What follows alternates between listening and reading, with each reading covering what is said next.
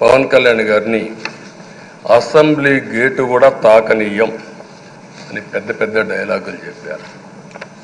21 సీట్లలో పోటీ చేసి 21 సీట్లని గెలిపించిన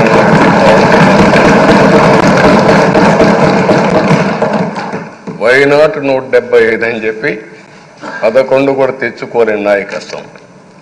అంటే ఏ విధంగా మాట్లాడారు అనేదానికి ఇది ఒక ఉదాహరణ.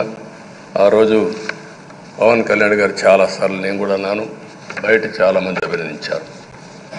ఎక్కడ తగ్గాలో తగ్గడం, ఎక్కడ గెలవాలనో గెలవడం నేర్చిన వ్యక్తి పవన్ కళ్యాణ్ గారు. దానికి ఈరోజు మనందరం కూడా గుర్తుపెట్టుకోవాల్సింది, రాజకీయాల్లో సుదీర్ఘమైన రాజకీయాల్లో ఉన్నాం. మొత్తం కలిసి 16వ సభ. మీ అందరికంటే సీనియర్ మోస్ట్ నేను.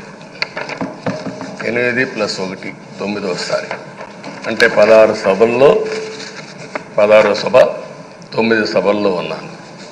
అంటే అన్ని సభలను చూశాను.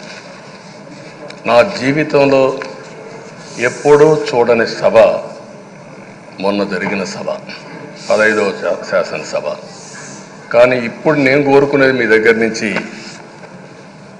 అది ఒక చెడు సభ కింద, ఒక కౌరవ సభ కింద మనం భావించాం. కానీ అత్యున్నతమైన సభగా 16వ శాసనసభని నిర్వహించే బాధ్యత మనందరిపై ఉంది. గౌరవప్రదంగా నిర్వహించాలి.